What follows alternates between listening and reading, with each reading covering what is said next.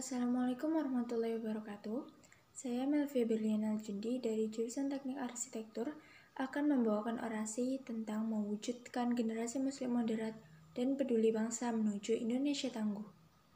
Sebagai generasi penerus bangsa, sudah seharusnya kita menjadi garda terdepan bagi kemajuan Indonesia. Peran generasi muda untuk memperjuangkan kemerdekaan di era reformasi dan globalisasi sekarang jauh lebih besar. Karena penjajahan saat ini bukan lagi penjajahan secara fisik, tetapi lebih secara mental dan spiritual. Generasi muda menjadi komponen penting dan perlu dilibatkan dalam pembangunan bangsa karena generasi muda memiliki fisik yang kuat, pengetahuan yang baru, inovatif, serta memiliki kreativitas yang tinggi.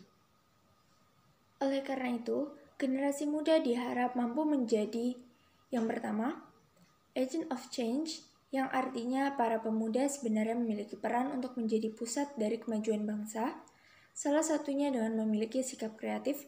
Dengan memiliki sikap kreatif, akan memunculkan berbagai inovasi baru bagi perubahan bangsa ini.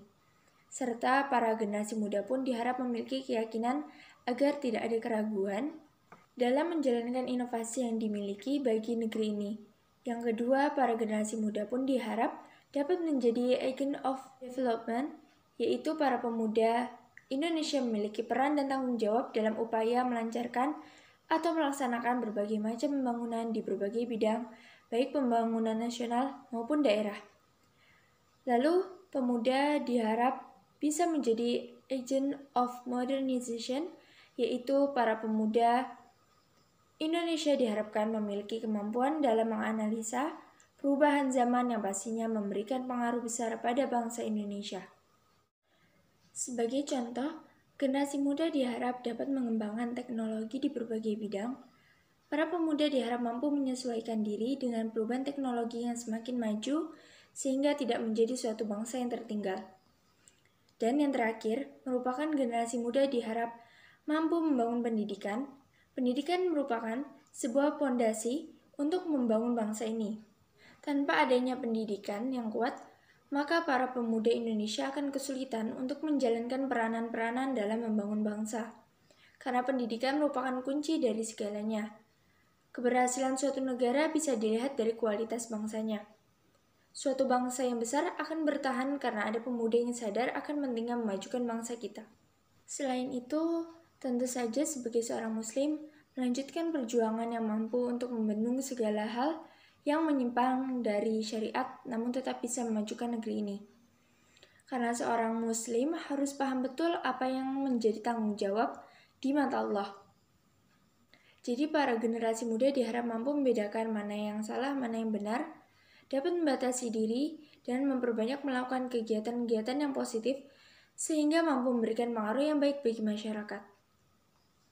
Para pemuda pun diharuskan mempelajari ilmu agama dan mengajarkannya.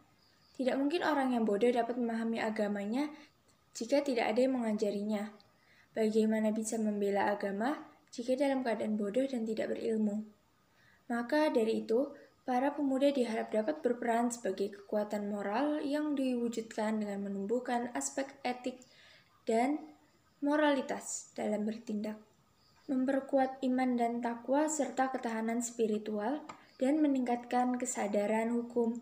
Sementara, sebagai kontrol sosial dapat diwujudkan dengan memperkuat wawasan kebangsaan, membangkitkan kesadaran atas tanggung jawab, hak, dan kewajiban sebagai warga negara, membangkitkan sikap kritis terhadap lingkungan dan penegakan hukum, meningkatkan partisipasi dalam perumusan kebijakan publik.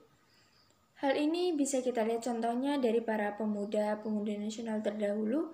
Contohnya ialah pada perjuangan pergerakan yang dilakukan oleh Budi Utomo pada tahun 1908, lalu Sumpah Pemuda pada tahun 1928, Proklamasi Kemerdekaan pada tahun 1945,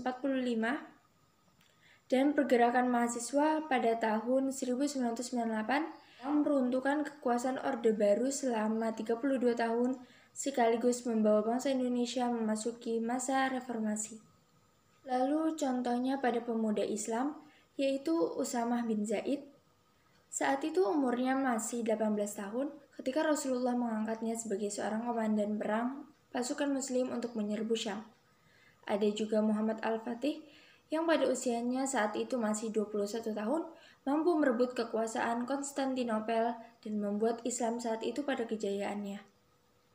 Maka dari itu, diharapkan para pemuda muslim dapat menggunakan masa mudanya dengan sebaik-baiknya dan mampu memberikan pengaruh yang baik bagi orang-orang di sekitar. Sekian orasi saya yang bertema mewujudkan generasi muslim moderat dan peduli bangsa menuju Indonesia tangguh. Terima kasih. Wassalamualaikum warahmatullahi wabarakatuh.